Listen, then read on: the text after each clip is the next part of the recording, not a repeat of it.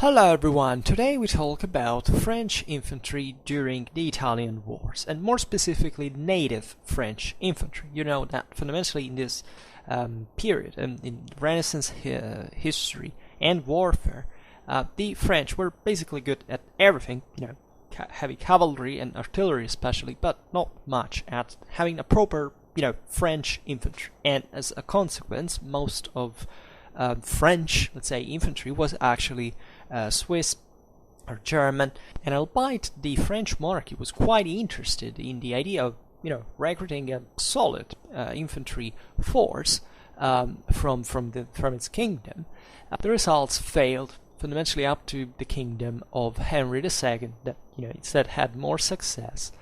And there would be a lot to say about this topic. First of all, as a consequence, the importance of French infantry for the Italian wars was dramatic, right? It was important in, as we will see now, how just in an experimentalist matters or garrisoning or, like kind of a home guard, frontier guard, etc.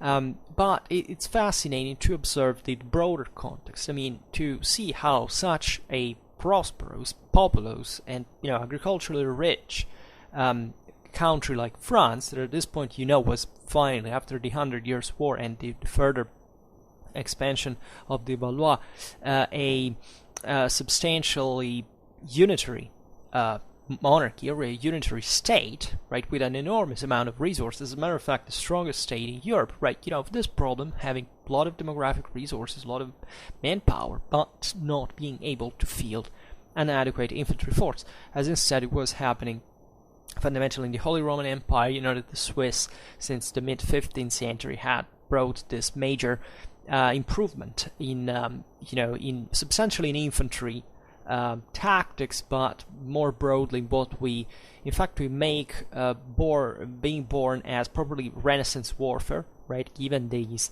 very cohesive and professional units of pikemen and minor part halberdiers, but mostly the point was about the pike, right? Having these squares of thousands of very drilled, intensely trained troops that could therefore maintain the necessary cohesion on the field, with something that during medieval history, in previous centuries, had never been achieved fundamentally. Yeah, you have the pike, you have thousands of troops, but they do not have enough training because there is not properly a state, right? In the case of Switzerland, it was something more complex, but still successful in this regard, and path opener that would be imitated, in fact, by all the other European powers, becoming the base of the Pike&Shot, couple that fundamentally would be fully developed from a tactical point of view by the Spanish, with the Tercio in the same Italian wars, with great effect against the same French. That's another story, and we will have to speak about that on another occasion. And reason that, the Swiss being, at this point, what was the main difference? Well, the main difference fundamentally is that the square pikemen were able to fundamentally have enough cohesion and order and training in general to advance and attack other formations, right? Whereas in previous centuries, infantry had sometimes won alone, right, especially during the first half of the 14th century. We've seen it many times. Many countries, including the same Switzerland, right, had achieved that. But even in the same Switzerland, just like all the contemporaries, that was mostly like a defensive thing, or at least maybe based on some maneuvering that accidentally brought to, either in ambushes or for terrain advantages to defeat cavalry, but not quite in an offensive fashion. It was mostly about resisting to the cavalry charges and overrunning the same, by eventually crushing it, standing firm, standing idle. Instead, from the Swiss Burgundian Wars onwards, you see that the Swiss had matured this other view that, by the way, started from a defeat in 1422 at Petite against the Milanese knights. That basically had they done. They had dismounted with their own cavalry lances and had attacked the Swiss infantry. And at that time, didn't have those capabilities of advancing, and and the Swiss were defeated in that way. So that's where the Swiss began to mature this idea of how can we solve this tactical problem? How do we come up with something that can cope with this tactical, incidents? Let's put it this way. And they came up with objectively changed the history of Western warfare forever. And as a consequence, other states, other countries began to copy that. Right, in the same Holy Roman Empire, the same Germany, which technically Switzerland would still be. Think about the Landsknechten that the Habsburgs reproduce as properly as a professional military force. They had tried to do it. We've seen it even with some success at the Battle of Guinegate, where they had defeated the same French infantry. We'll see it partly today. But, Flanders had escaped their, in Burgundy, in the Burgundian legacy that had, of the lowlands that the Habsburgs had inherited, instead, that eventually Maximilian I would start to do it with recruits from all over Germany, technically, but mostly from the northwest, from the Rhineland, especially the Westphalen, and copying, fundamentally, the Swiss. The French would start doing the same, as we will see today. The Italians the same. The Spanish the same. This would fundamentally spread as a model that was reproduced more or less successfully, not much on the base of the tactical formula in itself, but fundamentally on the base of what state is capable of fielding this, right? What's the political will fundamentally of arming, and this is the real problem. Thousands of troops and transforming them fundamentally in a new military class or professions. Needless to say, this wasn't liked very much, and it's one of the reasons that makes all the more paradoxical, but also more properly understandable why in France this phenomenon, took so much time and setbacks to take off. Throughout in the second half of the 16th century, also the French fundamentally have a properly Pike&Shot arm. Let's put it in these terms. And yet, some had done more and better, so much that, as we have seen, fundamentally the French infantry during the Italian wars was constituted by Swiss or German mercenaries. And the point is very significant, also considering the previous military history of France. The 100 Years' War, which I have already criticized recently in the video we made about the 100 Years' War, that this idea spread, I don't know exactly from which historiographical tradition, that fundamentally during the 100 Years' War we assist to the rise of infantries, right? And there is a sort of democratization of warfare. Well, the point of rise of infantry is actually true. From a strictly tactical level, what we see in the major battles of the 100 Years' War, especially from the English side, but we often forget also from the French side as a normal consequence at some point, battles were fought on foot, preferably, right? The point, though, is that, calling it a democratizing process is not quite correct, because these troops were either men-at-arms, that is the same ruling class, the same nobility of in those cases, the two kingdoms, and on the other hand, we have essentially salaried troops that are framed under the military organizations / institutions of feudal kingdoms, their armies, right? So, in this period, we see everything but actually the rise of a democratization of warfare. Saying that the pike or the arquebus now could take down a knight is a very important thing from a strictly military point of view, but does it actually mean that it's the nobles didn't quite rule anymore on the field? This is actually incorrect. You could go as far as saying that ended only with the French Revolution in a part of Europe, with the end of the First World War in another part of Europe. Like, the idea that the nobility fundamentally ruled and had the upper hand over the rest of society, and is reflected in the armies up to, in fact, the rise of the nation state, or at least the modern state, even in the modern age, as we'll see now. That, however, that doesn't equate to the concrete loss of power of the monarchy. Think about the same France under Louis XIV. They create the first modern army, and that is happening under an absolute monarchy. It's not because the French subjects had gotten particularly freer or more politically independent. No, it's still something directed from the above. And in this regard, the point is exactly this, that and this would open to many digressions we can't afford in this video, actually, is to see how the same problem, French recruitment of infantry, of large bodies of infantrymen during the 100 Years' War, is not related much to the lack of, tactical vision or of, even opportunities properly, in fact, or the fact that, the transformation of warfare had necessarily to pass through that option, right? The same English fundamentally have this professional force that doesn't create much of a, overthrowing of, of the monarchy or its institutions, right? As we've seen, it's actually, especially in the English case, properly a monarchic construction, right? It begins very early compared to other European armies, because properly it's not a democratic process. It's not like in Flanders or in Switzerland or in Ditmarsch or even in Scotland, that even under feudal lead there is still the idea that it's those people that technically have the strength as a class to fight. I use the term class without in the neutral sense of the term, but we're talking about social classes who could literally go out there and challenge, like it happened at Courtrai in 1302. The flower of French cavalry in that case, the strongest cavalry in Europe, right? And were in fact in that perspective still many options to be experimented. And we can see it in other ways, in the sense, look at the Flemish wars even against the French, like not everything in that frame was like a Courtrai, right? The feudal element had taken over once again, exactly more or less in the same years in which the 100 Years' War broke out, right?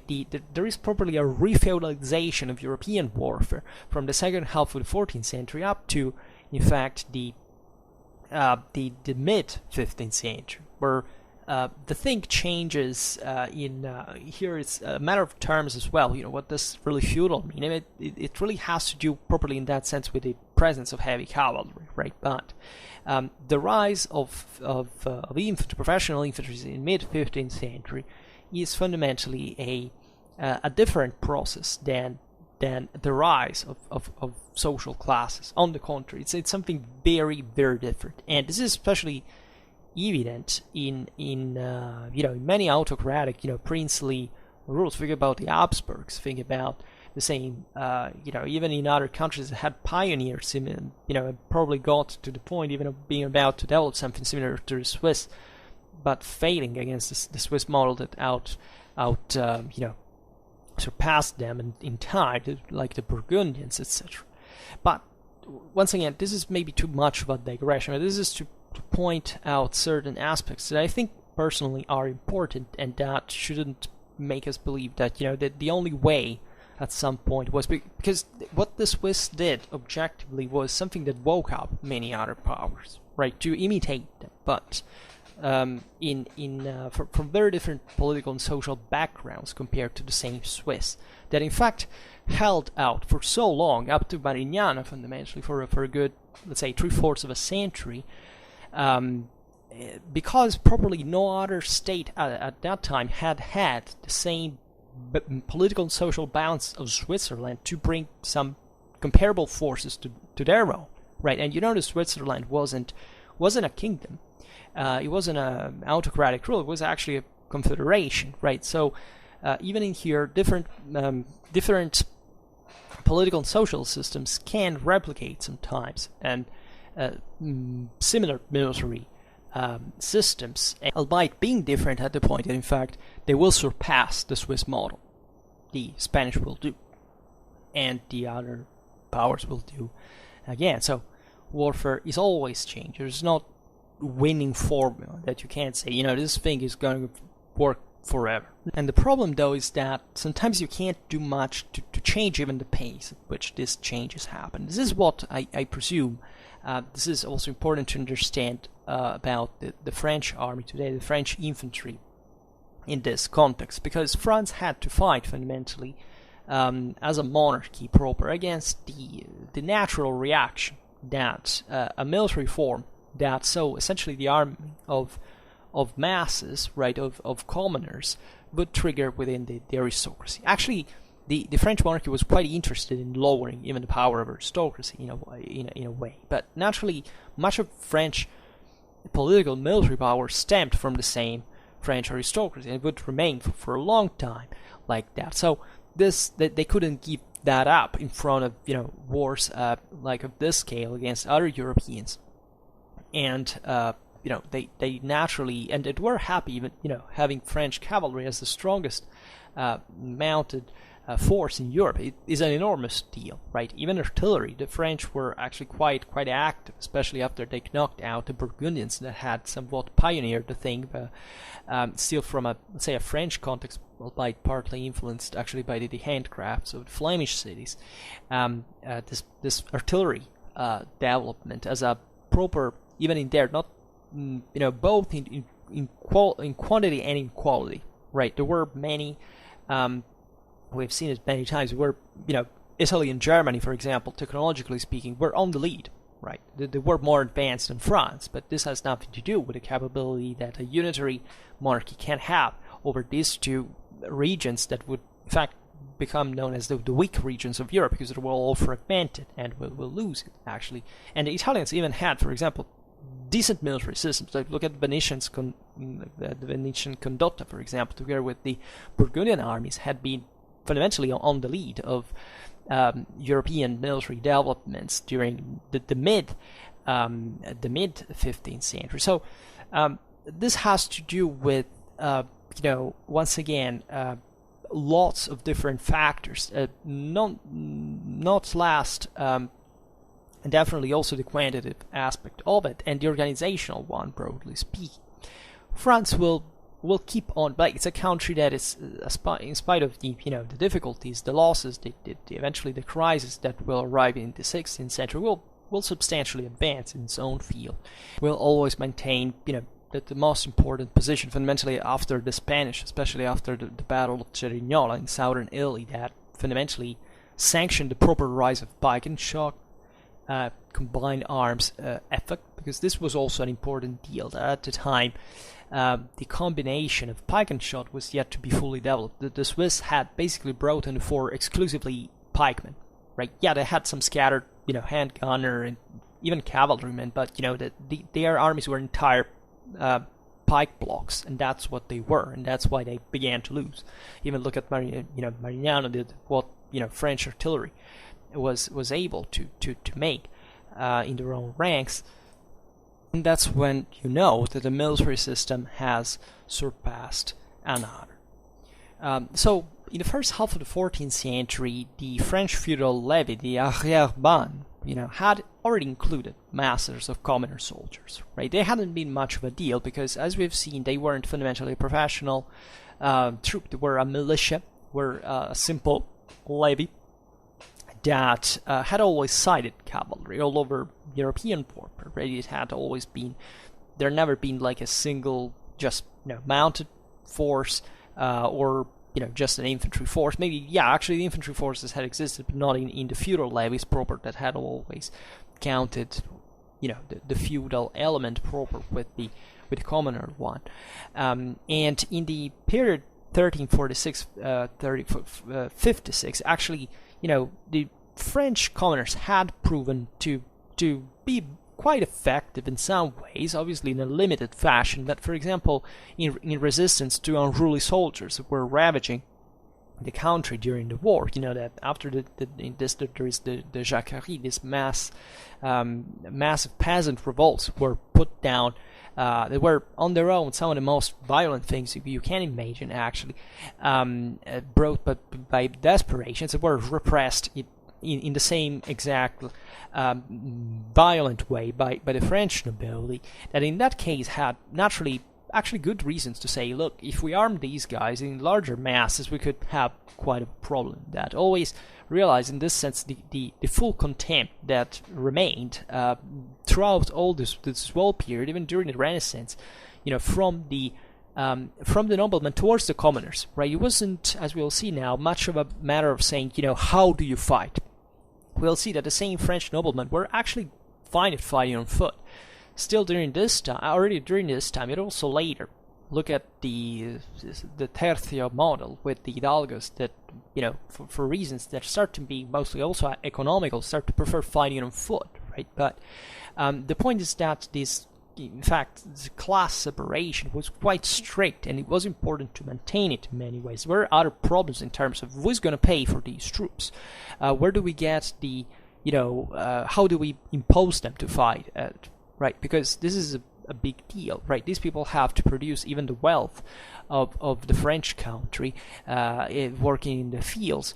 There is also a problem of structures, of organizations, of sheer resources to maintain an army that is larger than ours. So actually the noblemen that were already well rooted and entrenched in their own fiefs already knew what the business of war was, and that's what their entire life basically consisted in, were naturally, in this context, the best troops to hire, right? For that specific moment, then you could say, well, in England it was happening like that, but it was still fundamentally the nobility was organizing something more, articulated, and that has to do with the English state, with the English, institutional system, political and social balance. It has, we have discussed it recently, but we can't digress on that. But it's obvious that it wasn't like in France. It was something slightly different, right? After all, English and French armies weren't dramatically different in essence, right? As much as in material culture, they really had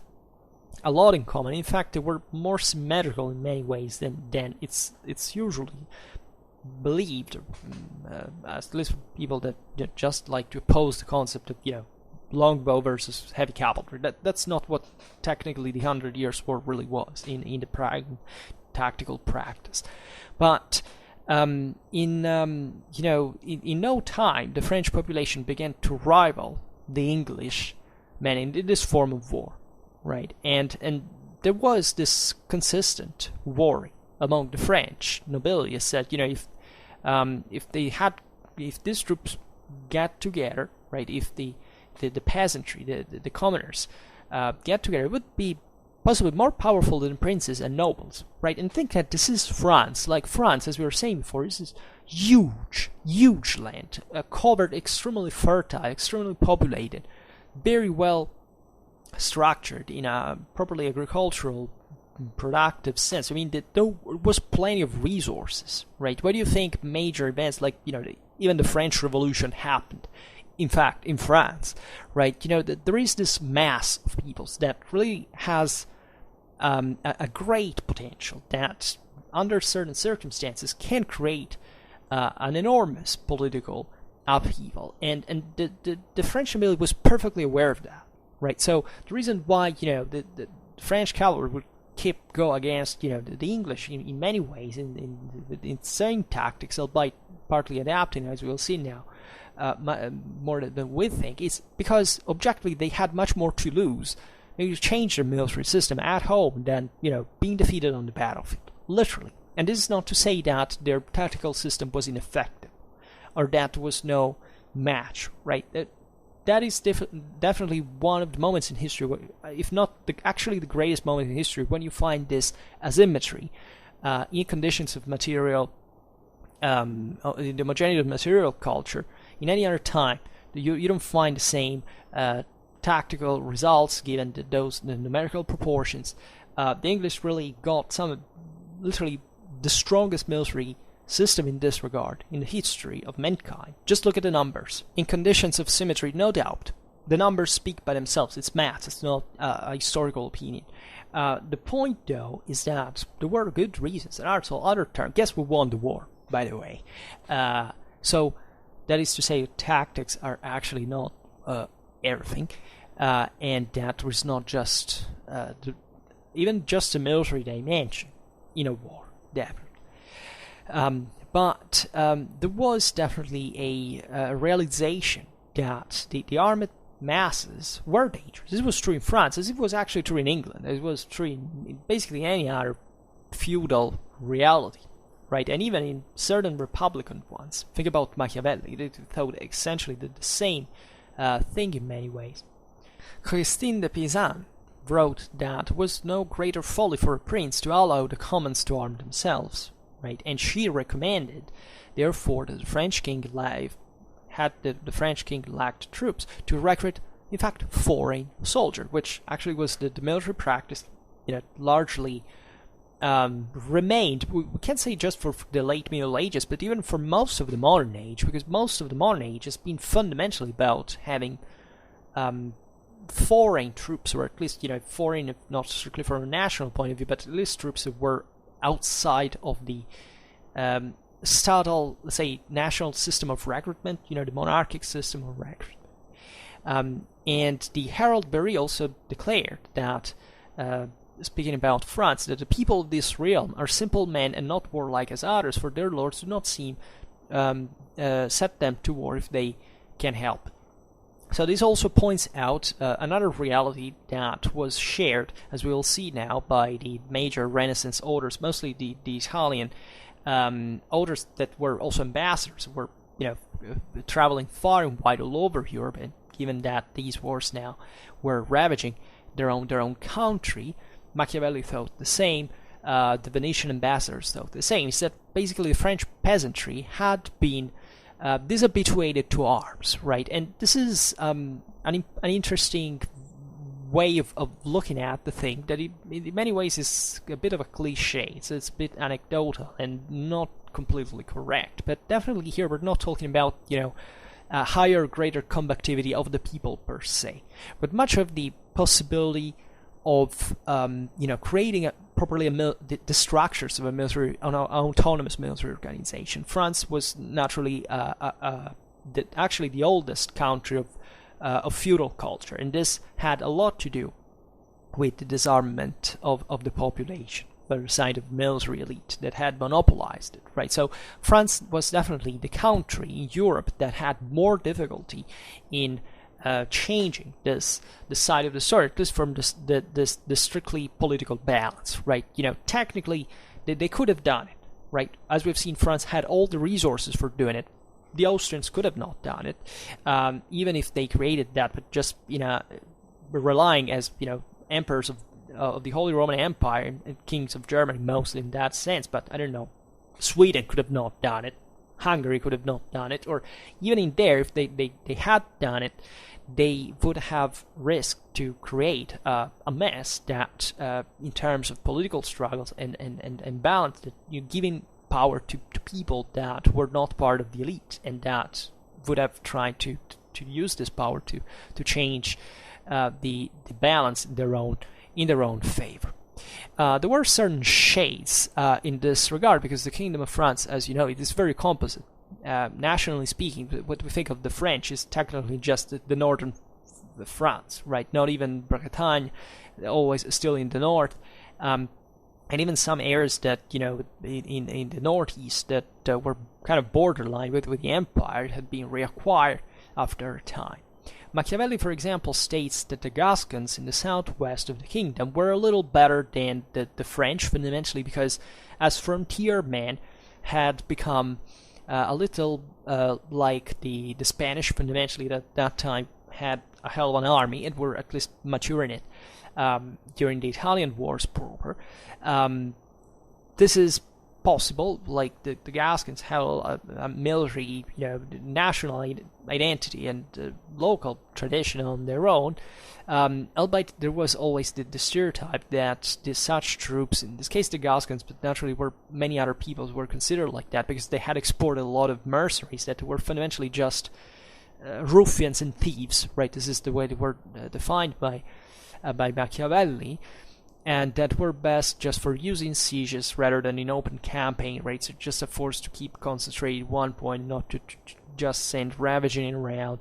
And this was actually the norm in Europe outside of those. I mean, there were those big centers of some power that actually controlled, well, their provinces. Then there were the frontiers areas. There were the mercenaries, usually.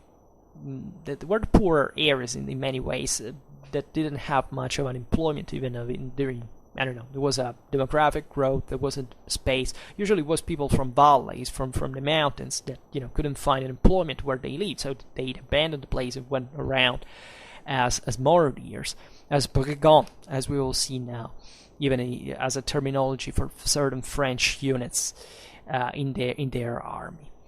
And so it was probably Machiavelli's prince that developed the view of, in many ways, at least the led view as the single most important work in politics at this time, the idea of the weakness of French infantry, right? That the author saw as stemming particularly from Louis XI's supposed preference for hiring the Swiss, and we'll see now in a while how the thing had happened, right? Because it was probably a time in which the French had begun to hire the Swiss, having realized that it was better maybe to pay these foreign guys that technically came back home once the service was over than arming the local populace.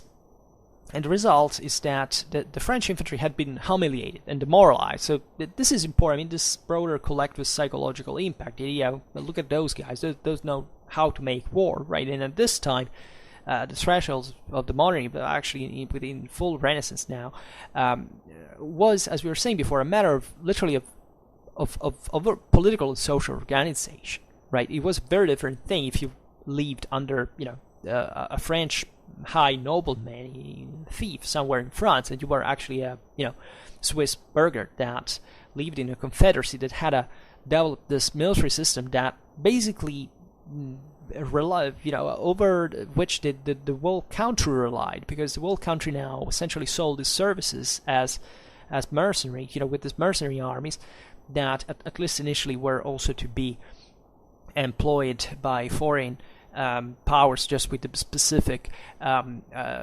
acceptance of the confederal government, the allowance of the confederal government. Eventually, it kind of failed, but those were properly a people that, as a whole political and social system, had produced that military system willingly, right? So just think of the difference that it makes, even just as a name and as a view of who is the one that is more like, can't say warlike, as we've seen before. Here it's not a matter of being more or less combative. There are not peoples that are more or less warlike by essence, by nature, by culture. If you train them, you can't make everybody do whatever they do. And the difference is that those people were doing it and the others weren't.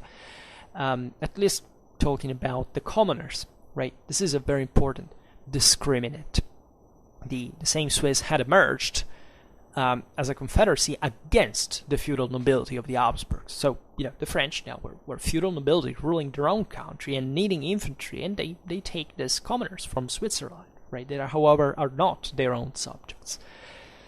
And France had, thus, as a consequence, a mixed army, like a partly national, partly mercenary, which was better than a purely mercenary force, but inferior to the great force France would have had if it had maintained what Machiavelli thought had been Charles VII's national army, right? That in the time of Charles the Seventh, in the last phase of the 100 Years' War, the French had started this ordonnance systems that had fundamentally created the proper first permanent military force in Western history as a proper army, like we were talking about, in range of the thousands, and the ordinance systems had remained eventually, even as just as the military system of national recruitment in France, and yet it had somewhat failed on the base of now this new need of simply drawing a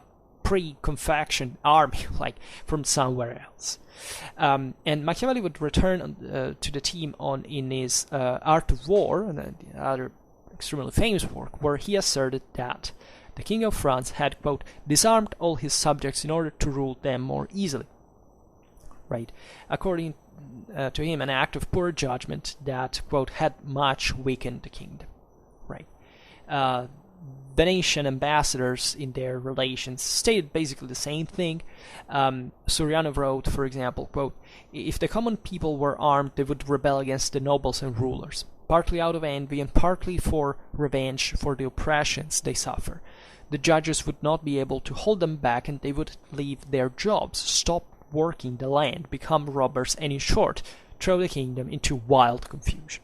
Now think about this, because if you realize what even the first years of the French Revolution actually were, right, and the mess that, kind of a disorderly and, let's say, a democratic field that has just, taken off its chains but has no practice of government, right? It's an enormous deal, right? The same reason actually why the peasants had got crushed in the 14th century.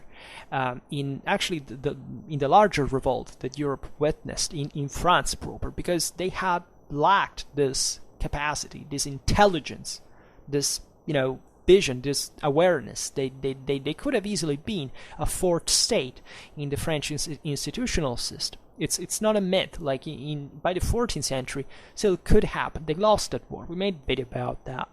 And yet, this is important because probably the French were right in doing this. Like, there was a true reason. Like, it was not just a snobbish, nobiliar prejudice that is like, like we want to clothe with, the reasons why, the French lost at Crécy, Poitiers, and Azincourt. It's because there was actually a good, valid reason for saying, okay, well, what the hell do we do with these people? And also, who is going to lead them? Because here, as we'll see now, it's a problem probably of the state that in France was reaching a kind of elephantiac dimensions for those time standards, and it already cost a freaking much. So maintaining a military force of professionals, thousands of troops you have to equip, to feed, to maintain, for theoretically a permanent force or a semi-permanent force, costs a freaking lot, and it has important also political and social consequences aside from the risk of a revolution. Maybe it's too much, but in fact it's interesting that probably the kings of France were more interested in these troops than the noblemen were, so that even in there might have been a balance. It could have literally, this prejudice was mostly a feudal thing, right? It was mostly from the nobility proper, not from the monarchy in particular. But they had, as we were saying, in the Kingdom of France was actually ruled by the nobility. Look at the Bourbons this time. They were a state within the state in France, right? They were extremely powerful. Macchiavelli wrote beautifully about this by comparing France with the Ottoman Empire. He portrayed a respectively model of decentralization and centralization, for which, if you wanted to conquer the Turk, you had just to knock out his main army and take Constantinople, and it was done. You could take the whole Ottoman Empire. Whereas in France, you could take out the French army, the French royal army, but you should have, in order to take France, you should have invaded every province and fought with every single nobleman who was entrenched in his own possessions. It would have been very hard to do, which is partly the reason we can assume why France, in spite of the defeats, speaking about Pavia, where Francis I himself was captured. There are moments, dramatic moments, like about Saint-Quentin in 1558, if I'm not wrong, where Paris could fall in the hands of the Spanish, but eventually wouldn't happen. I mean, there was properly a strategic, let's say, attrition posed, a resistance posed, impediment posed, in a way or another, to the monarchy, but also to the foreign invaders by this bulky French nobility that essentially would keep at some point even the monarchy in hostage. Think about the revolution at the time of Louis XIV, where literally the nobility was about to take out the king. And it happened twice, right? So that is an enormous deal, because up to the second half of the 17th century, France will have that problem. And maybe it's not a surprise that 1 century afterwards is actually reversed. At the point it was the people that took over, right? Given that, of course, there were other major socio-economical changes in France, the rise of the middle class, something, the bourgeoisie, etc. But it's still this hell of a gigantic system that is extremely difficult to control and to rule, to administer, right? Claude de Seyssel, early in the reign of Francis I, thought it inexpedient to allow the common people to have, quote, too much freedom, neither excessively rich nor generally experienced in arms, right? Since, as had been seen many times before, they would rise up against their superiors, right? Should they have recourse to arms, people might refuse to pay taxes and oppress the nobility. Nevertheless, saying this is said, recognized that there was a penalty to pay, right? With the people untrained for war, foreign enemies, especially those with well-trained infantry such as the English, the Germans and the Swiss, would have France at their mercy, right? And he stated that it was true, of course. There were advantages in employing foreign infantry in that, for example, at the end of the campaign, it could be sent home without oppressing the laboring people. It was another enormous deal. There weren't like troop barracks here. The troops were built within the population. We made a video about the French dragonnades at the time, Louis the 14th still, right? Just to understand how late the thing arrived. But still, there was a problem with this too, because the French money would flow out of the country and pay to foreign troops, which would not be trusted as much as the king's own subject to maintain discipline and carry out orders, right? Seyssel naturally is portraying here a different perspective that had changed over time, right? Had changed. I don't know whether this was written before or after Pavia, but Pavia really marked a very important watershed, right? It's what would bring the necessity there to increase the importance of firearms in the French army. We'll see it later, but probably of creating a comparable military force to the one that in the park of the Villa of Mirabello had this had been crushed by the Spanish arquebusiers and the German pikemen, combined, right, in that terrible day where the king was captured.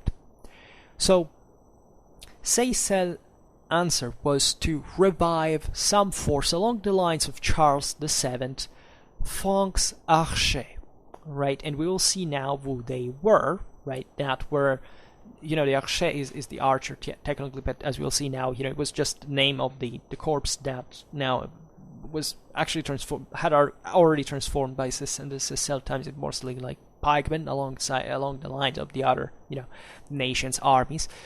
If we go later in the century, in the 16th century, even a great monarchist like Jean Bodin, with his corporatist metaphors, stressed the importance and the goodness of the existence of a monarchy in France and the order, the hierarchy, etc. Echoed earlier writers in asserting that Francis I specifically had failed to preserve with the attempt of creating a national infantry in the form of the legions that now were being developed. We will see even today what these were, that actually the same Francis had come up with, because technically, he was the one who was infatuated, even just with ancient Rome and the idea of replicating this, but for much more practical reasons, and that the thing had failed. And in his view, in Bodin's view, it was basically an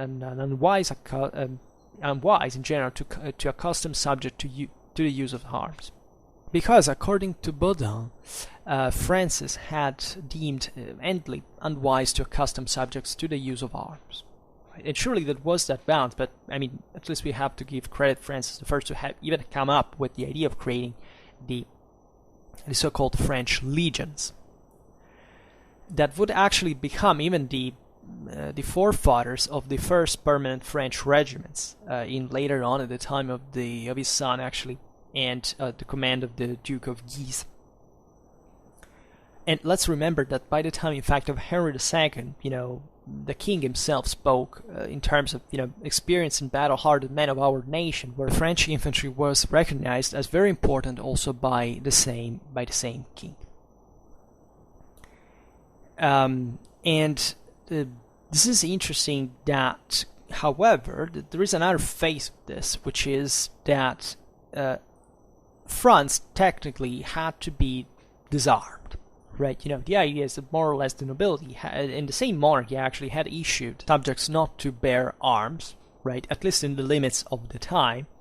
But aside from the usual, games and sports, and now included, as we'll see now in French villages and towns, the use of the bow and arquebus as justice races, and it was actually even a monarchical commitment into this, because now it's complicated to explain the whole thing. But let's say that as far as we know, the French countryside actually had a substantial amount of weapons spread. We're talking about daggers, swords, crossbows. I mean, still at the time, something that, in spite of the rise of firearms, that were now something more, structurally, difficult to get without a properly centralized state.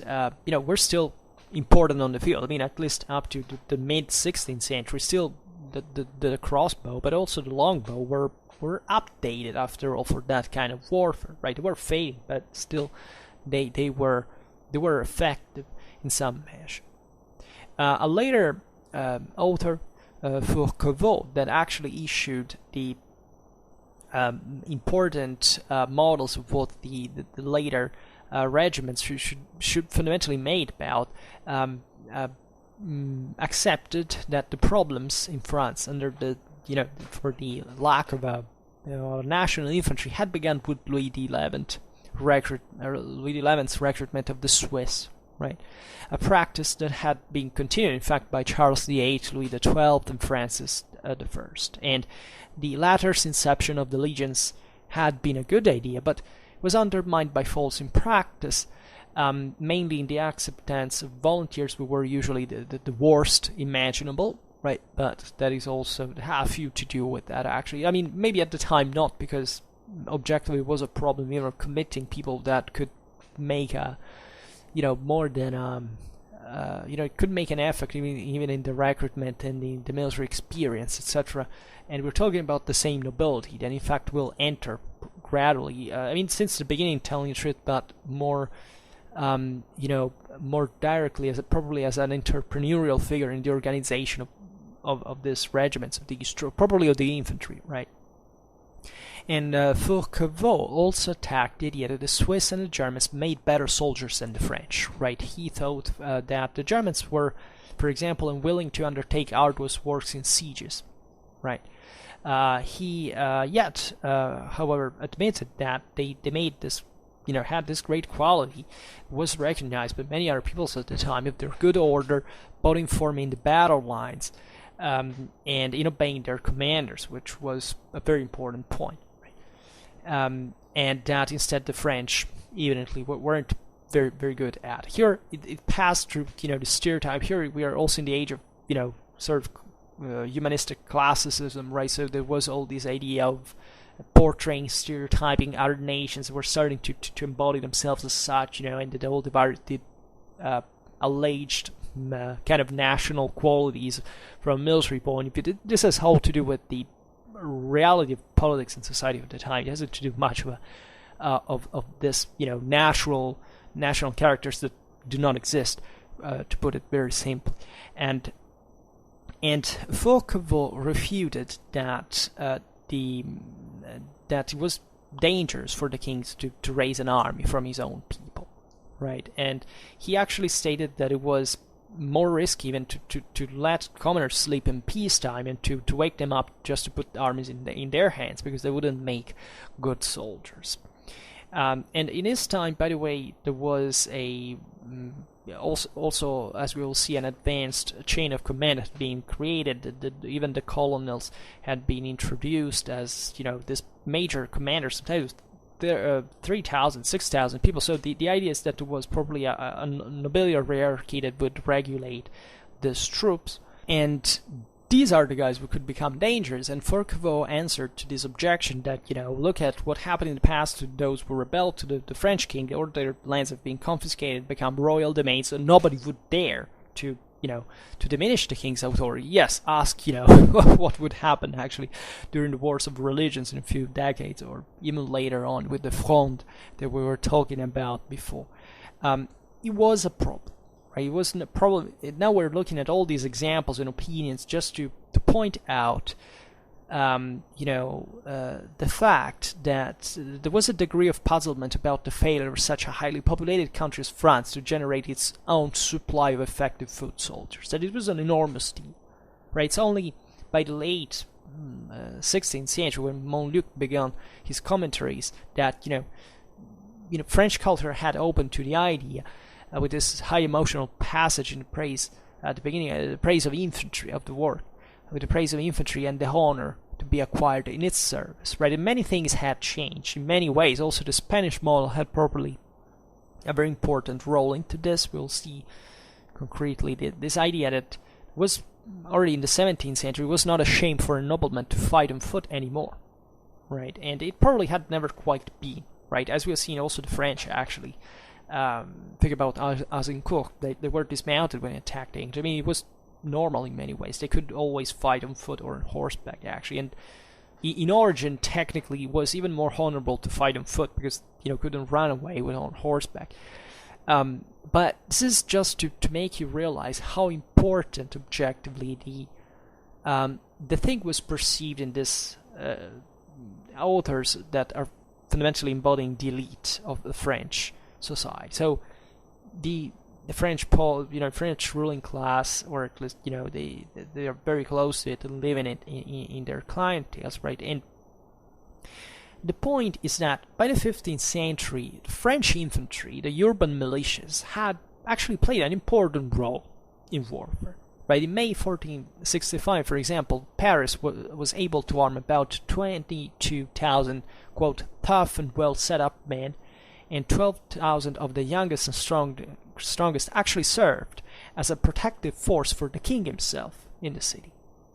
And the Parisian militia organization in force since the era of Etienne Marcel, that as you know had led this revolt, even against properly the supporting the peasantry at that time and creating a problem for the monarchy itself, because was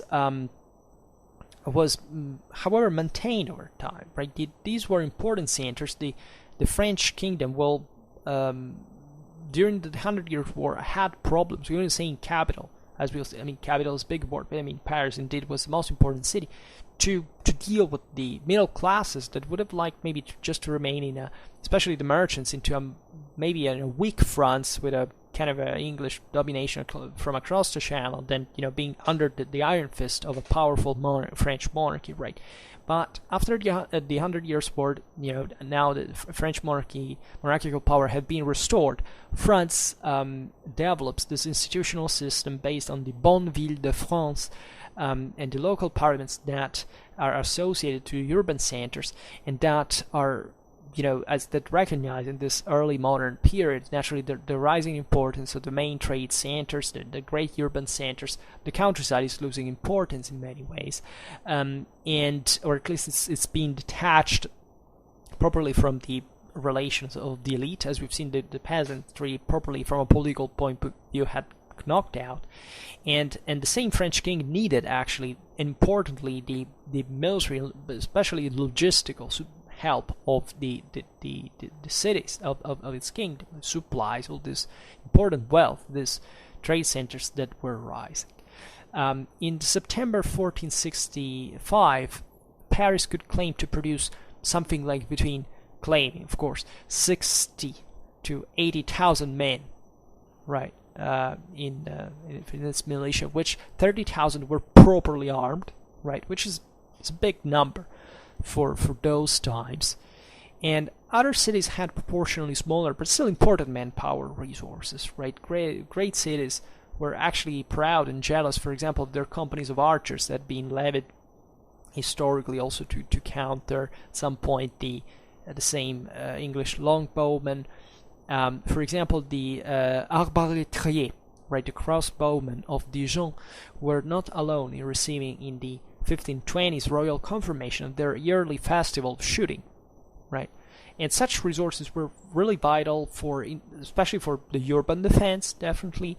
Yet they remained fundamentally as an unprofessional militia, right? And yet it's important that even under Francis I, Henry II, there was a monarchical involvement in the urban contests, both with the crossbow and the arquebus, right? And the winners getting tax exemption for a year, right? So there was an idea that, after all, in the absence still of a truly centralized state, that France was slowly beginning to build. I mean, maybe not so slowly, but it would be crippled by the time of the wars of religion, then would resume chiefly under the Sun King. But the city as a local community was still on its own, with its own identity, its own institutional reality. Could provide his own troops. And there was in France probably one form of permanent infantry, but it was of limited value. It's the Petite ordonnance at this time, that the ordinance system proper that had been created in 1440s, right? Had been envisaged as mostly as garrison troops, right? That also became known as morte paille in 1452. You know that basically there was the ordinance of for recruiting lances and troops. Of even these troops actually had been partly mounted, at least. In fact, under Louis XI, that this was the case, but they would be gradually transformed into foot soldiers, right? But these were so like local militia, right?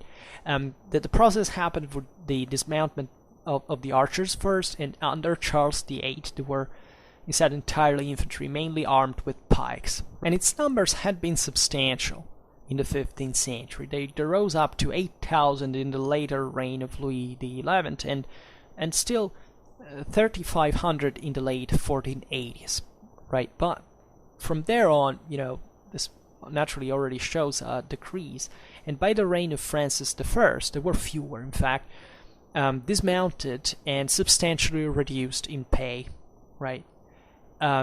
Because the pay was probably from the king in this regard. It was something that the local communities were owed, like in exchange for payment purposes. It was a service, and we know it existed. For example, during the Italian wars, these troops were employed in Italy itself during the periods of French occupations. Since we have, for example, a list of 1,700 of such troops scattered throughout the towns and cities of Lombardy in 1503, when Milan was taken by the French.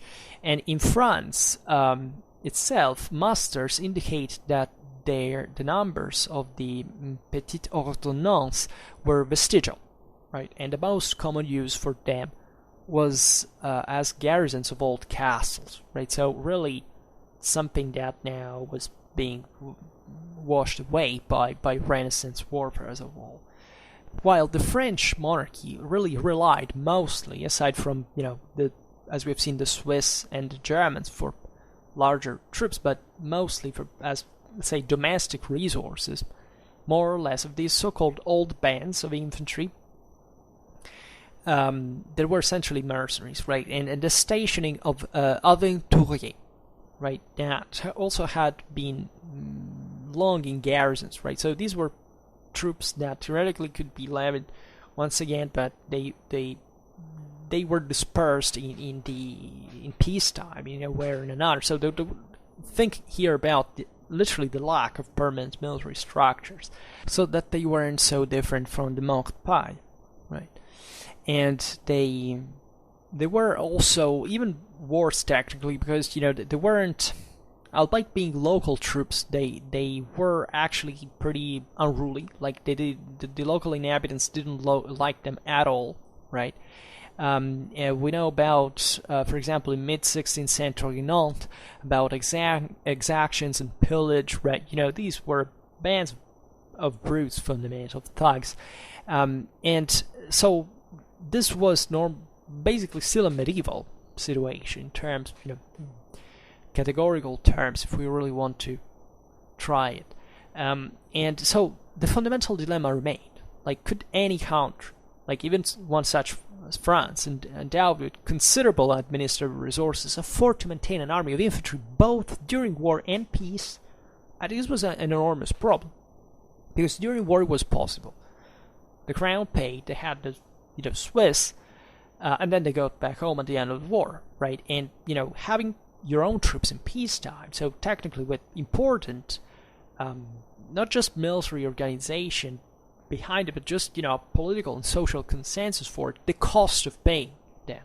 That's the single most important. You have to increase taxes. You have to make local communities pay or not, right?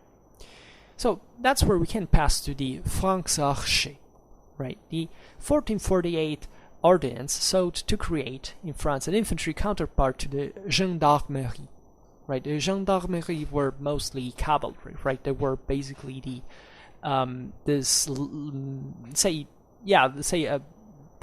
heavy cavalry levy, including also the retinues and so on. That was in parallel to, sometimes they could be the same men, and nobility participate into it. Some others, actually, there was an increase of commoners within their ranks. And the franc-archers were properly created as their infantry complement, right?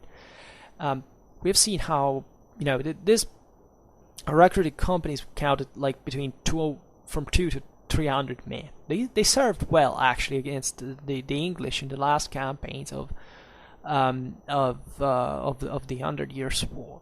And the ordinance specified that each parish would choose an archer who would be freed from the taille, that was the general military pay and military tax, so that he could conversely allow the parish, so the small districtal communities to pay for the archer equipment and all the costs attached. And under Louis XI, it was even argued that 7 years service should confer permanent enfranchisement of these communities. And the parish was to keep its archer with a heavy. So naturally, this is kind of a short-term thing, and it's just like sending a guy that it's not like he's trained locally, right? He's just a guy armed in some way. Much of a deal. The parish was to keep him with a heavy helmet like the salade, a dagger and sword, a bow, quiver and arrows, and plated mail coat, the brigandine, right? It was actually a serious array of equipment, right? The franc-archers weren't that completely bad, given the kind of the properly non-professional standards at some level, unless they were kind of veterans, more of longer, campaigns, but that they never became like a truly professional force. And the companies were officed by nobles.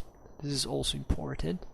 They would be eventually placed under 4 captains generals who were doubled in 1465 by Louis XI. This is not important. And important is that by 1469, there were, in fact, 16,000 franc-archers, right? And but the late 1470s, 18,000, including, for the first time among them, not just archers, but some pikemen on the Swiss model, right?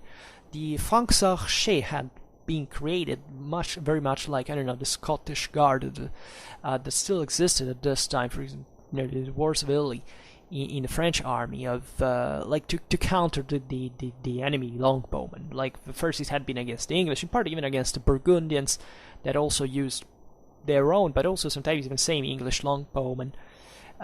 It was something that had begun since, the Scots had sent properly their longbowmen since, I presume, I don't know whether properly already from the 14th, but surely by the 15th century, in French armies to fight the English in France.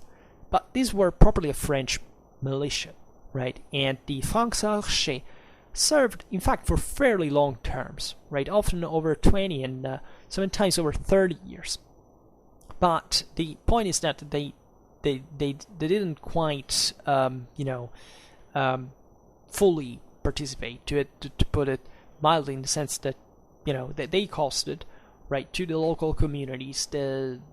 Naturally, their employment was not continuous, and it was a turnover by 1470. They could be seen as a home guard, but they would essentially pass to history like at least of literature, as cowards, as pillagers, and this also reflects maybe not the fact that French that these franc-archers were actually so bad, but that the system of recruitment being fundamentally unpopular, and still they weren't such a kind of effective professional permanent professional army. So for this reason, the franc-archers had a generally poor reputation. But for example, they performed well, I don't know, in 1478. In 1477, though, there was already some doubt about their reliability when Louis XI, for example, demanded the arrest and punishment of some traitors who had abandoned his army and going home, fundamentally. And in 1472, they had surrendered at Dole in 1479, went over to the Burgundians, so definitely not much of a proof.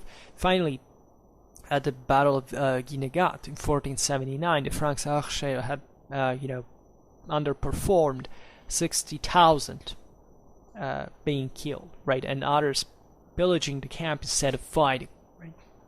So in 1481, and Louis XI, that as we have seen was criticized later for this, but abolished the franc-archers, right, and instead, at least the equipment was preserved, because, as we've seen, it was not a few. So he issued their equipment to be stored in the relative parishes. And after the abolition by Louis XI, in fact, the franc-archers came back just as a territorial force organized through the election. Louis XII, in May 1513, ordered a levy of 20,000 men just for frontier defense, and in January 1522, a large levy of 24,000 francs-archers was decreed for campaigns in Picardy, Guyenne, and Italy. And as for arms, 2/3 were at this point to be pikemen, and the rest made up of halberdiers, crossbowmen, and arquebusiers. 1523 was an active year. 500 francs-archers were raised in the Dauphiné, and we know that the francs-archers of Auvergne served at Fuenterrabia in that year. And in fact, there was a great resistance to the levy of these people by the 1520s. And throughout all France there were protests for it. They were considered as expensive for the people and worthless for the public good overall. And as a consequence, the French king in 1523 decreased the equipment demand to communities. Like they lowered literally the armament requirements, and to be compensated theoretically by the crown at that point, that had it easier at that point, maybe to hire a little bit the taxes all over the kingdom, than asking specifically every parish to do the job, and then buying simply equipment for his own. But after especially 1525, where the francs-archers were recruited during the crisis of Pavia, because when Francis I was captured, there was fear that France would be invaded and overrun from a moment to another. They would be abandoned. They were recruited on that occasion, but eventually they fell out of use, and they were definitively abolished in 1535. So the problem of quest for permanent infantry remained. Louis XI, so criticized in retrospect for having abolished the francs-archers, as a regular, as we've seen here, there are essentially two times, like from the mid to the end of the 15th century, they had been a substantial force to be reckoned with. Eventually they were recruited just episodically ad hoc, and mostly for, lesser duties, right? But Louis XI probably had envisaged a new permanent French infantry, right? In the place of them, and in a tentative ways began a process that was ultimately to result in major changes. After Louis turned to the idea of raising a force of 14,000 volunteer pikemen on the Swiss model from the provinces of Normandy and Picardy. And these were also to be exempted from the service of the arrière-ban, the feudal levy, as we've seen. They were recognizably permanent, right, as a corps. In that they were to be paid quarterly, right? The franc-archers were paid like every month, and these were, there was a more serious military organization, right? And they were stationed in, these troops were paid in 3 months installments. From January 1st, were stationed in camps de manœuvre, properly, that would train them for instant service in any of the northern theaters of war. This is particularly important because, war was being fought close in the Flanders, so these troops were to be properly ready, like as something between, because you understand it's from Normandy, it's from Picardy, it's like in the north, and in case of Picardy next to the frontier, so they had to be easily mobilizable, but they had to be also trained enough for war. They were paid and properly controlled with a cohesive chain of command, and so on. And from 1481, Louis was aiming at a permanent infantry army of 10,000, right? That was assembled in a mobile encampment similar to the Hussite wagon lager, right? It was a force 4,000 Normans and 6,000 Picardians.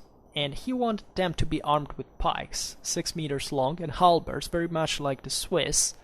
They were also recruited from a limited number of other provinces, not universally, right? A point of future significance because, the system was never fully, like on a national scale, not even for the later legions, for example, the recruitment being flexible. And even in here, though, it's not properly like a full professional force that, is sent to like a proper professional permanent army. And a Swiss envoy of the king's orders for the manufacture of pikes remarked with kind of irony that if he could manufacture men capable of using them, he would have need of no one else, right? So the problem was not much of the equipment or the tactics, but the problem was these men were, much, framed within the necessary amount of training and professionalism after all for being, a fully, integrated, effective military system, an army probe. And according to Comines, by 1481, Louis had, however, 20,000 foot at his disposal, including 6,000 Swiss, however, regularly recruited since 1474 as well. And yet, the cost of such a permanent infantry was crushing. It was abandoned shortly after the king's death in 1483, right?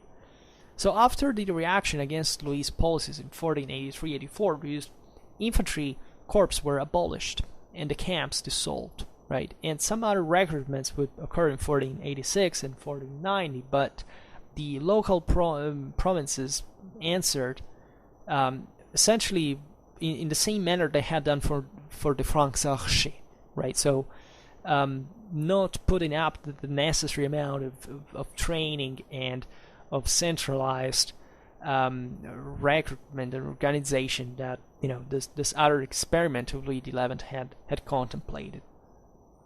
So the quality was unsatisfactory still, and Charles VIII recurred once again to Swiss mercenaries, right? And this is what brought in the international observers to see the matter as essentially a rejection of arming the French people by their monarchy, right? And the French state had, however, yet to solve the problem how to recruit and pay for a decent native infantry force. Like, it was not much of a problem, as we were saying, probably of the quality of these, of the resources. Like this thing, you can't have them, but you have to invest enough, like the Swiss had done. Like even the after all, the Habsburgs were managing to do in a properly professional force that would be needed to counter. Like France here was in a moment of major expansion, so it was a florid country, but it was not under the an imminent threat, at least not more frequently than other countries. So even the expense probably wasn't politically justified at that point. And ultimately, as we have seen, it was easier to rely on individual captains to raise companies of aventuriers. For example, it could be paid during a campaign and then sent home. So even in there, if it wasn't just about the Swiss and their institutionalized military system, you could simply rely on mercenaries that you could recruit all over France. But the experiments continued, right? The Marshal de Gé advised Louis XII, for example, in 1503 to create a new force of 20,000 foot based on regional recruitment, and the absence of money and amidst some disorder, the plan lapsed fundamentally. And in any case, the fall of Gé in 1504 also discredited any plans for reform he had put forward. So the thing wasn't being born yet; it was continuously aborted. And French armies in the Italian, in Italy proper, like across the Alps, had some French infantry, definitely. Often they were, in fact, the same aventuriers that we have just seen. Their success was limited. Charles VIII raised several bands, properly of 2,000 men in Normandy in 1498. The army for the Milanese expedition in 1499 included a troop of 2,500 Normans, and these were referred to in 1500 as aventuriers as well. So it was always the same kind of records.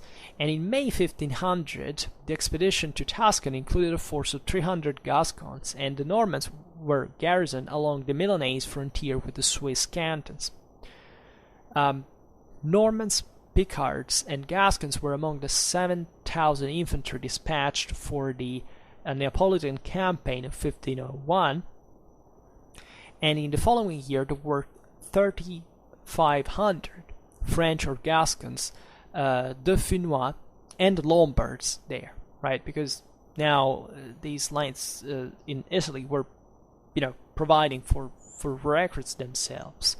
In 1503, Normans constituted about half of the 10,000 men sent to Italy, while 7,500 Gascons were detailed for the campaign in Roussillon, south of France, and they served specifically under local noblemen in companies of 500. Then there were other troops from Picardy, Normandy, and Gascony levied in 1504 for another Neapolitan campaign, and again in 1511. Infantry paid for the 1515 campaign included Gascons, Navarrais, French aventuriers, and others. Alongside 6,000 Gascons were 40,000 French in companies of 500. And one report of the Battle of Marignano has it that the French aventuriers wrought marvels, right, in the first phase of the battle, but then were routed. So the term aventurier that we have found quite multiple times had this dual meaning of both infantryman and pillager, fundamentally.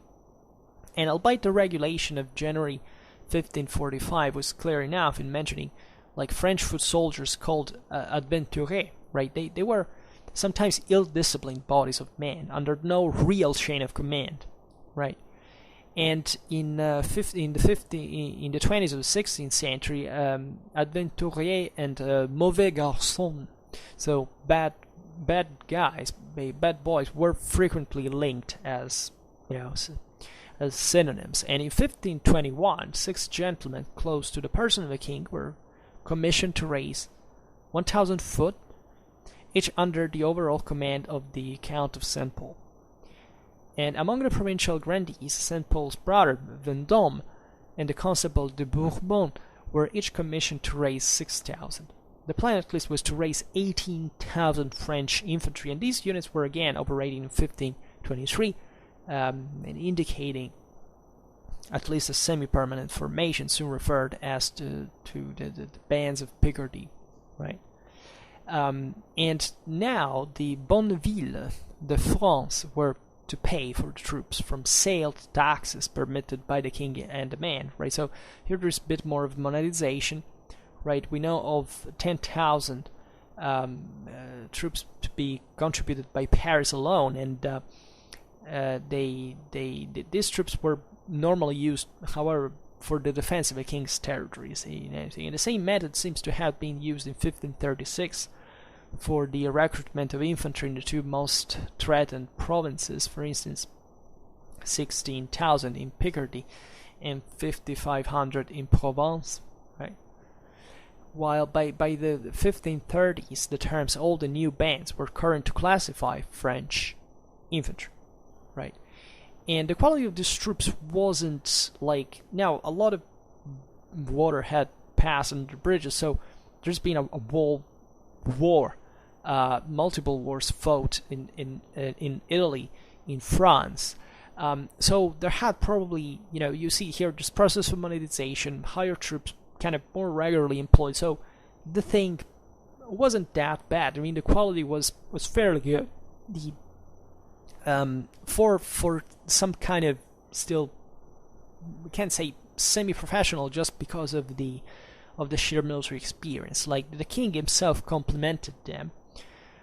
In other occasions, they were set to flee just in front of a cannon shot, and they were composite, even just in origin. For example, the Vieille Bande de Piedmont, right, the old bands of Piedmont, were to be seen clearly as the real origins of the permanent and top-class French infantry, right?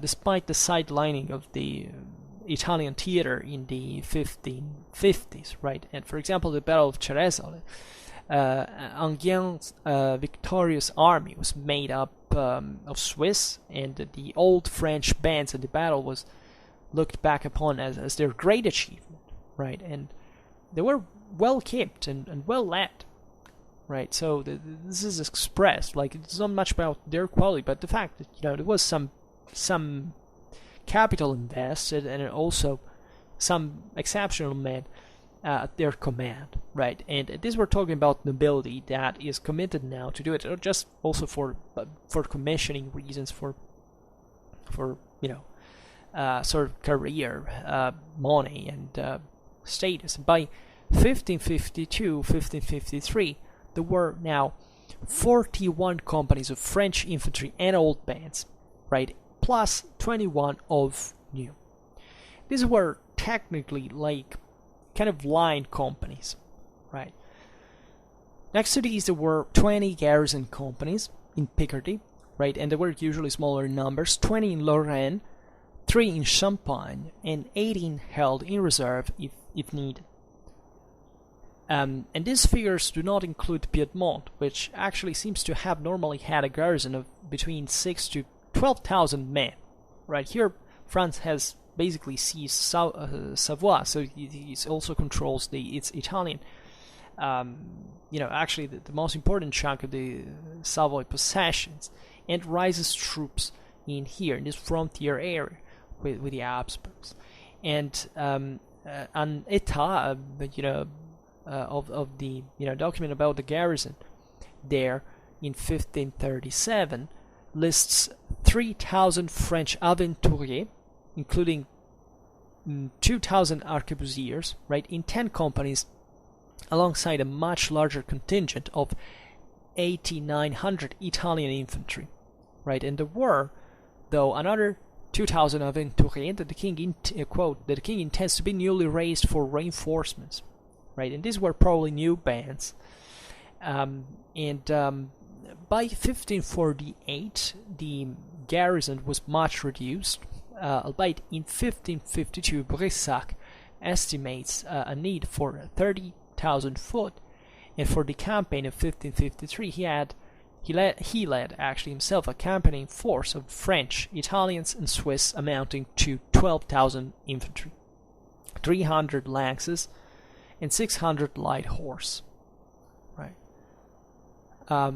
Which is an imposing even proportion, tactically speaking. And the new bands, to which the name of Aventurier So we are in a time in which, by the way, cavalry is shrinking in importance. So and naturally, infantry is increasing, right? So there is probably a kind of a doctrinal element in this as well. And the new bands that to which the name of aventurier, with its pejorative connotation, was applied until the 1560s. So the fact that still these were perceived as kind of a mercenary troops were paid only for each campaign and then dismissed, right, for this very reason.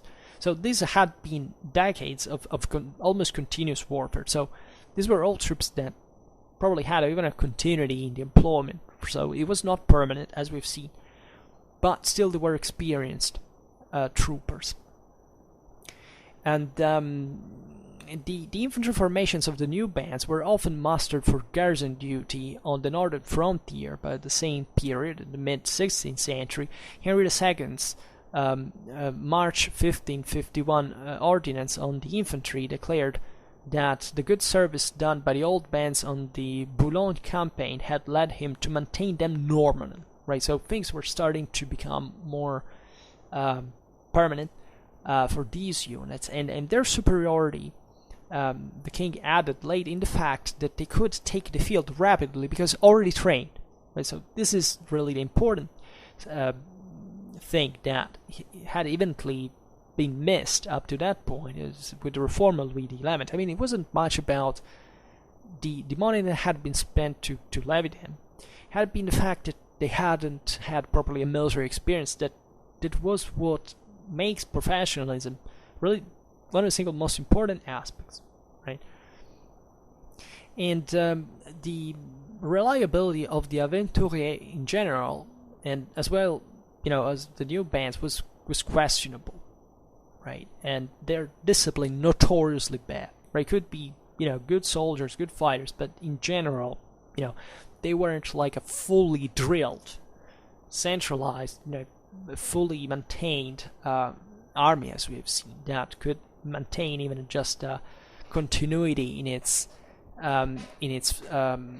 organic, in its probably in its esprit de corps, and even in grades, etc. So the important passage of the mid-16th century is that these troops begin for the first time to be the core, at least, of what the following what the regiment probably would become in later times in French history. The aventurier, through the development of the old bands, had effectively evolved into regiments by already the 1540s, right? And the term regiment, actually regiment, came about initially in the French army to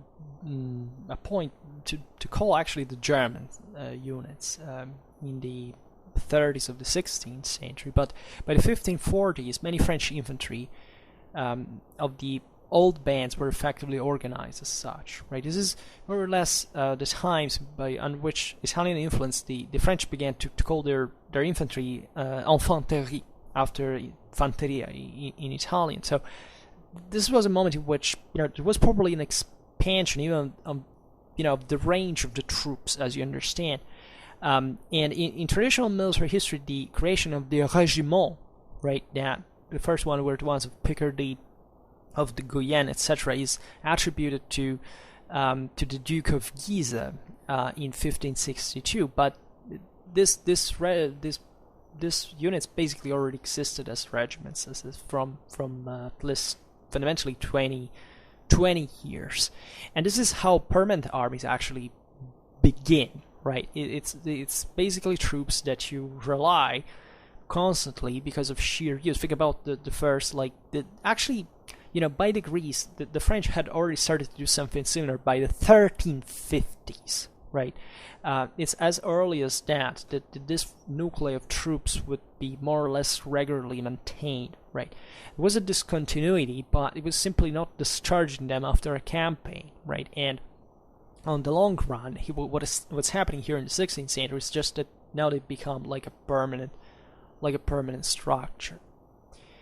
And in terms of equipment, there are certain interesting aspects to observe.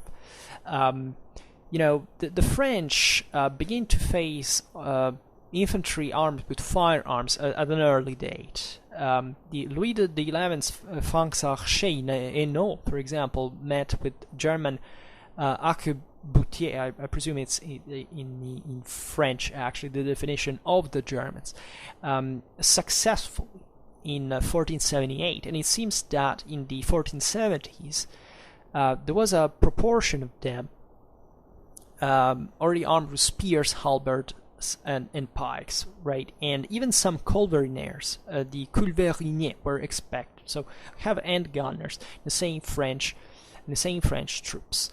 At the Battle of Fournovo in 1495, the French infantry was covered by arquebusiers during the battle, and certainly the Swiss in French service in Italy in 1500 were armed not only with pikes and halberds, but also arquebutes. I presume it's still in French as a definition, as a term.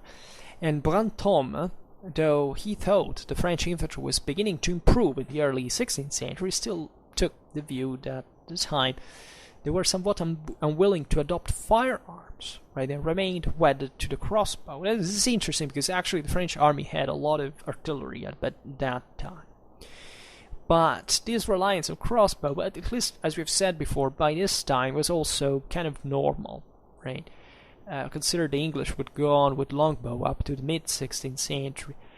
And this author also thought that it was the shock of the Battle of Pavia, and probably he was right in that sense, that led the French to adopt, I think he states literally firearms, but obviously not made at least to increase them consistently.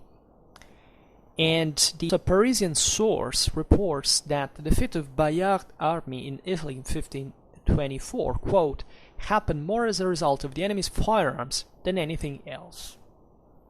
Right, and French troops suffered greater casualties at Pavia in 1525 as a result of firearms. Indeed, it is true. As you know, the Habsburg had fully matured since Cerignola, this combined arms tactics based on pike and shot that were capable of halting even with some also entrenchments, fortifications, the French cavalry charges, right? And that's what at Pavia on the long run, it was a kind of an attrition combat in many ways. The volume of fire of the Spanish arquebusiers and the Landsknechten pikes were enough for doing that. So not, as we've seen, that the French didn't have something similar, but they, this was still a phase of tactical experimentalism, as basically all the Renaissance will remain, and they were just a lesser systematic in this regard. And so it probably the French crown required the raising of companies of arquebusiers in the great cities, or by 1521. So they had already realized naturally. There is an edict from Paris dated to the one of March 1524 that notes that, quote, considering ... new warring industries and inventions, right, that it was necessary to muster a company of 100 arquebusiers with the same privileges as the guard of archers, right, and crossbow men, with the requirement to train once a week in order to inspire others to exercise. And that's essentially from this moment on that firearms developed rapidly in French infantry formations, fundamentally from the 1520s. The bowman being still common in 1521, and it seems to have been Piedmont that provided an important firearm element in the French forces, because when Francis I issued an ordinance for the French and Italian infantry in 1537, he specified a maximum of 1/4 of any company to be armed with guns, right? Though it seems that it was more a measure of control for the Italian companies, which were notably dominated by firearms at around 70%. Now, this is a lot, right? I frankly don't know the reason why, but it seems that the Piemontese troops had this actually dramatically high element of shot in their ranks. 70% is something that would arrive in the second half of the 17th century European war. And this, in fact, would cause an imbalancement because at this point, arquebuses weren't as effective as, eventually, firearms with muskets would increase over time. But it's fascinating.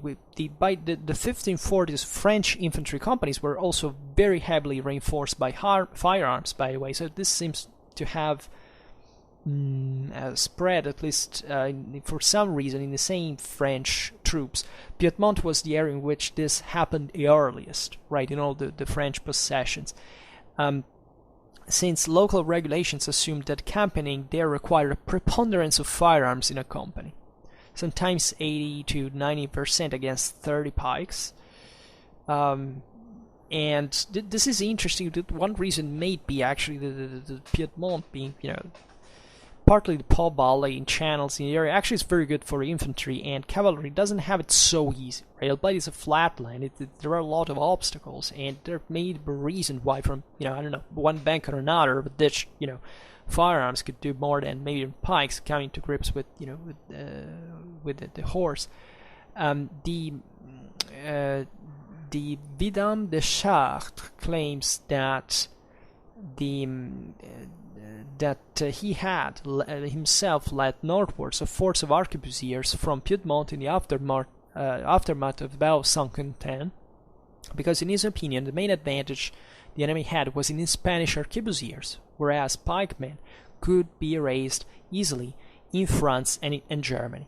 Right, this is interesting, right? This Italian element of firearms brought in a context where it seems like the Spanish had actually something similar, whereas in France and Germany, pikemen were at least more available for combat.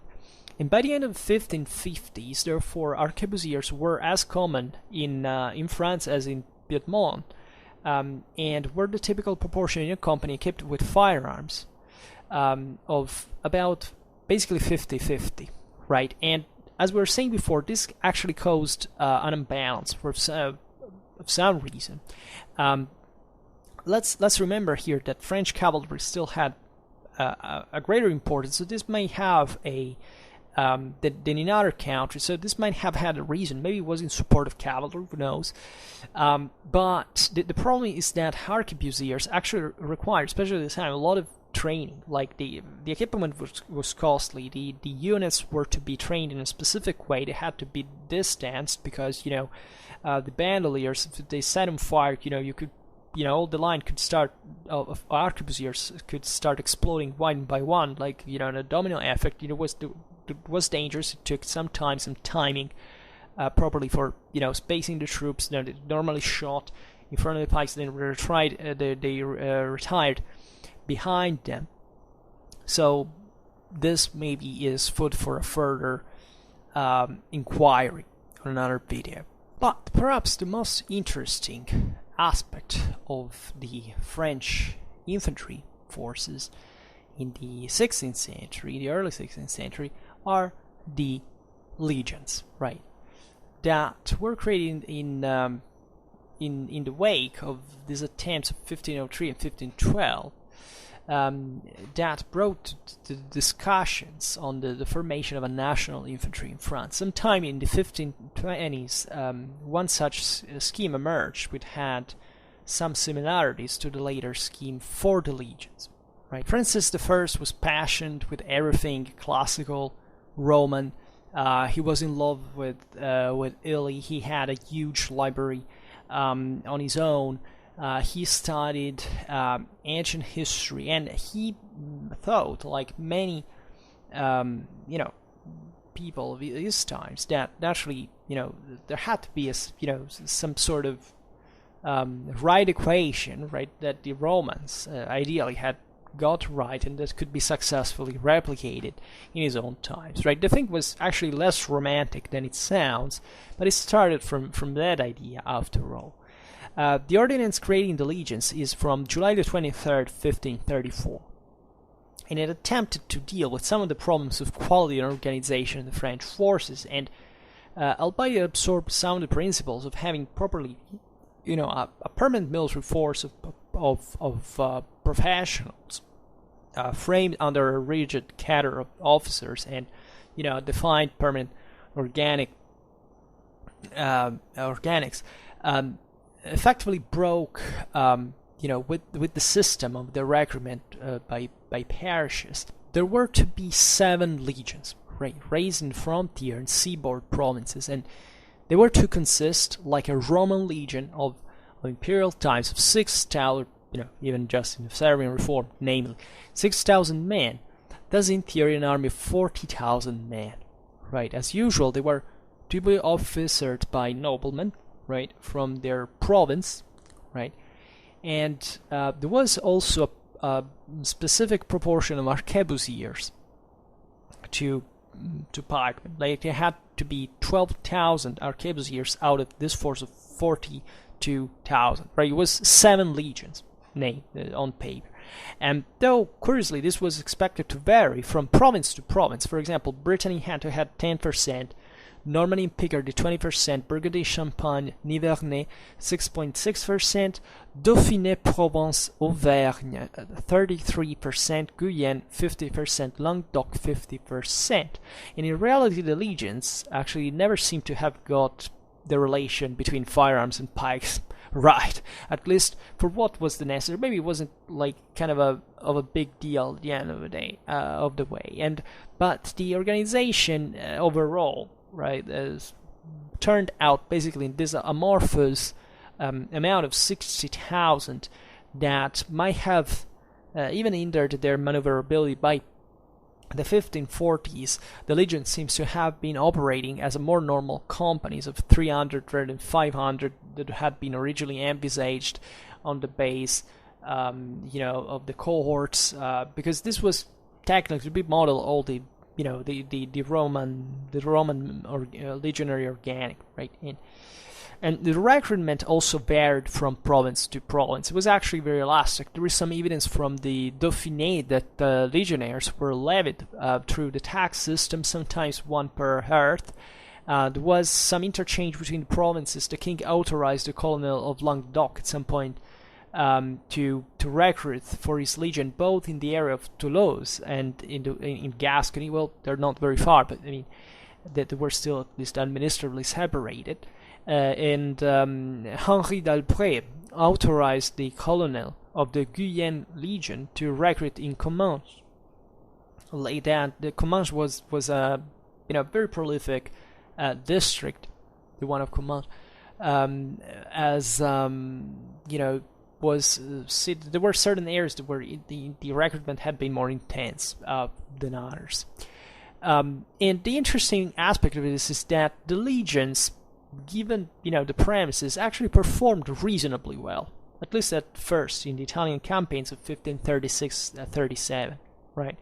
One of their first actions was shown in the Piedmont campaign of March 1536, when 12,000 were raised for Chabot's army, and they had, though, acquired a reputation of indiscipline and unreliability, like the others in many ways. And by the end of the 1530s, as early as August 1536, the men of the Champagne Legion in garrison at Arles in southeastern France began to fight with Italian troops in the same garrison, right? And there was a major mutiny, actually, as soon as the thing had been appeased, and one of the companies of the Gascon Legion under the Count of Caraman, over the defiance of regulations against pillaging the munition merchants, right, and treated with punishments. Actually, the men rallied at the cry of Gascogne, so Gascony, and they rallied the other troops of their legion. So eventually they were disposed. I mean,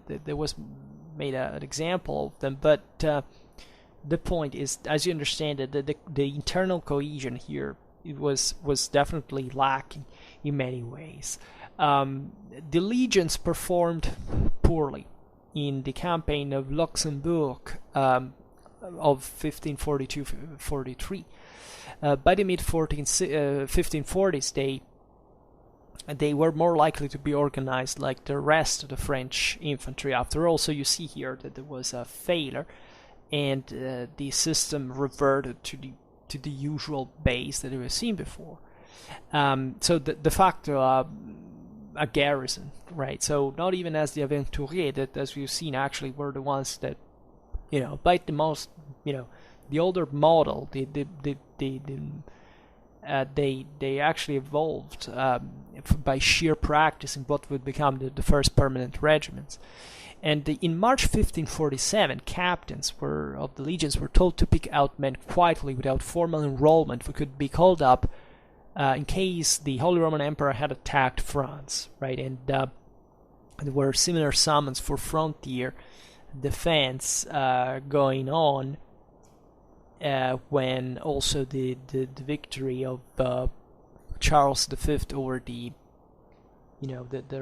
the Protestant rebellion arrived. But you understand that this turned eventually to a sort of territorial force of guard within France, and thereafter the legions were reduced to this role as either territorial frontier role, and they're actually even little mentioned, so they were fundamentally they fell in disuse, and the crown attempted to revive them at some point as ordinary infantry forces in 1558. That, as we've seen, was a dramatic year, and the system maintained the structure of 7 provincial legions of 6,000 men, but the groups of provinces were rearranged in a force of 42,000, and each legion that was to consist of 15 companies of 400 men. In the case of the Picard Legion, a list of 20 new captains was put forward to the Royal Council, because it was all a way of, the legions had been born with this idea that an important part of their commanders were to be appointed directly by the king, right? So there was once again this legitimate fear that these troops could, be under, unreliable hands, and let's consider what France really was, also in terms of the allegiance of the nobility to the monarchy itself. Think about the Bourbon passing to the Habsburgs just randomly back in 1526 or 7, and one had recruits ready, so there was some continuity at that point with the military organization, but in general these levies proved unsatisfactory. The Norman Legion under Saint-Simon got to the Somme at Saint-Valery, but refused to cross for lack of payment. So another problem. Yeah, you can raise these troops, but they don't receive pay. This was a chronicle problem. So one of the reasons why, the Spanish began to pillage, systematically Flanders, and you need to pay these freaking guys. Sometimes there was just not much the commanders could do, really, to discipline them. And the crisis over a Spanish threat in Guyenne in summer 1558 brought out the provincial legion under the command of Duras, and also 7 companies of the same legion were mustered again at Bazas in the October of the same year, and they were also called on in province in 1562. But in general, the main problem of if you wonder why this thing failed mechanically, right? It's that the main problem was the payment and the administration, right? It's not that there was any reason for which these people couldn't be turned into good troops. The French, as we were saying, displayed some of the best in terms of cavalry or artillery. These guys were simply, being recruited by a military system that hadn't developed the structures to create a full professional infantry force, right? In those numbers, and as another problem, naturally, being that as soon as you recruited them as levies, these people weren't veterans. So when they would come to to grips with, the Landsknechten or other of the Tercio, etc., they would have problems with that. Naturally, next to this levies, there were other scattered levies of what the French called the gens de pied, so the footmen, that was much more kind of random and episodical and emergential, like local levies just for the sake of, someone is this region is being invaded. Okay, let's recruit these guys here, wherever they are, right? So this went in parallel with all these other forms of recruitment that were typical, actually, of the time, right? France is actually one of the states that has some of the most advanced military structures in this regard. So this is actually this is, as we were saying at the beginning, that makes it more interesting after all in the world context, because after all, the French had a hell of a military organization at the time. For what concerns the command system, that we can maybe speak for it a little bit. During the 15th century, the French commanders had been, other than the Grand Maître des Arbalétriers, a title that went extinguished basically in the 16th century, was basically, no other overall commander of the infantry, right? A separate unit of all the troops, right? This was commanded by, individual captains that were responsible eventually just to the general command of the army. So it was all split in different units that didn't have a common infantry, guide. And the role of the nobility, however, in command of the infantry was well established throughout all this time, traditionally speaking. As we've seen, the French nobility was used to fight on foot and to know very well infantry dynamics since the time of the Hundred Years' War and before, because the men-at-arms, the French nobility, had always known basically everything about warfare, as the feudal elite did. Jean Molyneux observed that the reasons for the triumph of the Burgundians over the French at Guinegate was that Maximilian's infantry was stiffened by 200 gentlemen of, quote, of good stuff. This is an interesting point because throughout these attempts of creating a native French infantry force in the first half of the 16th century, the French called a lot of military advisors usually from the same mercenaries they hired, so the Swiss. And this is interesting because the Habsburgs at Guinegate had actually done the very same thing. So they were, how to train these troops. It was basically taught along that line. It had been the case, in fact, for the same Landsknechten.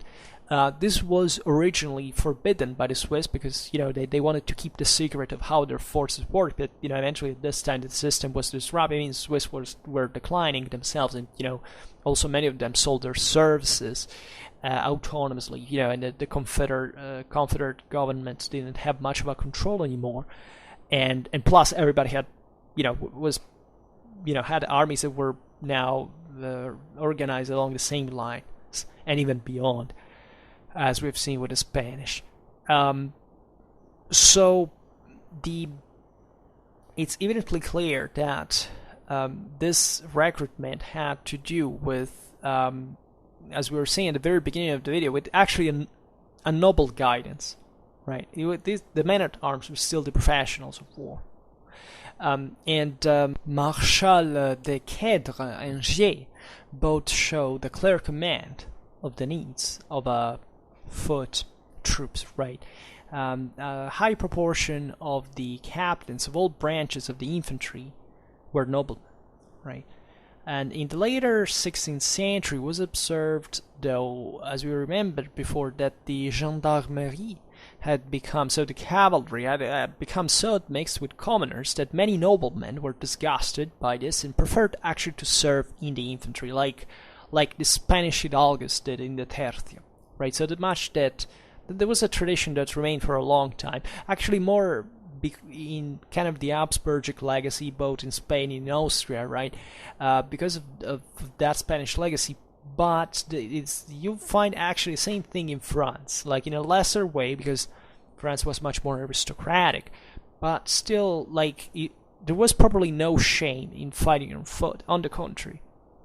And Louis XII Ordinance of 1509 sought to raise 20,000 French infantry and have them commanded by experienced nobles. For example, in Pavia, the Frundsberg was famously, keeping the Landsknechten's line together with the pikemen amongst them, right? And similarly, actually, among the French, the Count of Ligny, 25 years before, at the Battle of Mortara, 1500, dismounted at the head of the 14,000 Swiss who constituted the center of the French army, and the 14,000 infantry deployed against Genoa were commanded by a German expert, a German advisor, and French noblemen.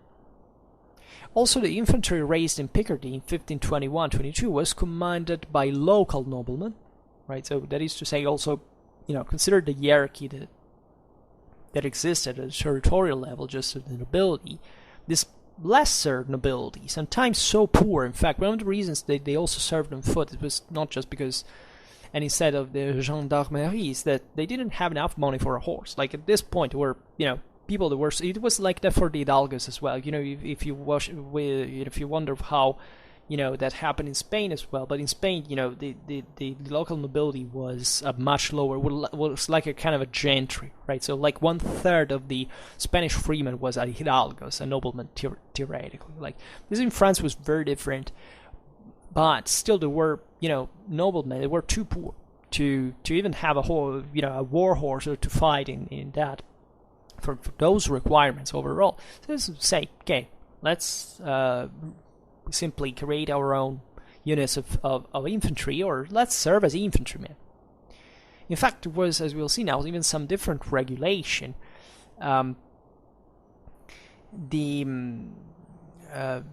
We know, in fact, even of large contingents like the one of Guillaume de Mière that commanded 1,000 infantry dispatched to reinforce Mouzon. Monclus was an Auvergnat gentleman, later executed for depredations. By the way, what did noblemen do? During the era of the mauvais garçons that we have remembered before in 1523, and most of the captains and aventuriers that were employed in Piedmont during the winter of 1537 were nobles themselves. And if they had to serve on foot themselves among the troopers, which did happen, this usually happened in some with some favoritism. For example, they often had double pays, which didn't, I think, I always think about the Doppelsöldner, like in the Landsknecht's ranks, but it's a bit of a different thing. Here I don't know whether there maybe was some correspondence, because these noblemen were actually also very proud, so they had maybe even some of a kind of a different role within the same unit. Sure is, though, that they were privileged enough, for example, not to do ordinary guard duty or stuff like that. It was still a sense of social cohesion among the nobility. So the 1540s and the 1550s saw also the consolidation of an overall command structure for the French infantry that we've seen lacking in a systematic sense before. The introduction of the colonel, especially in the infantry, was the most important step. This came from Italian influence of the Italian mercenaries in French command. And nevertheless, the emergence of the rank of colonel of the infantry was a complex affair. Like, it was only in the 1540s that it became kind of more common. And so by 1545, there was properly a system of colonels in being, commanding these, what we have seen before, these embryonic regiments of around 10 ensign, that is 3,000 men, which is a kind of a large, sizable unit, or even entire legions, so 6,000 men. And this included the old bands, the latter example including the old bands of Piedmont, the Picards, the Italians, and the Legion of Picardy.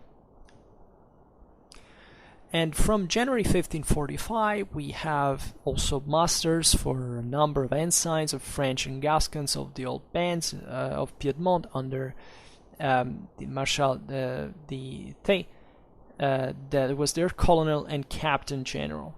And with the removal after the accession of Henry II, Brantôme thought the post of colonel general in French probably Colonel Général de l'Infanterie, for troops in France and in Italy was divided, right? And Gaspard de Coligny was initially appointed Colonel General of the infantry in France only.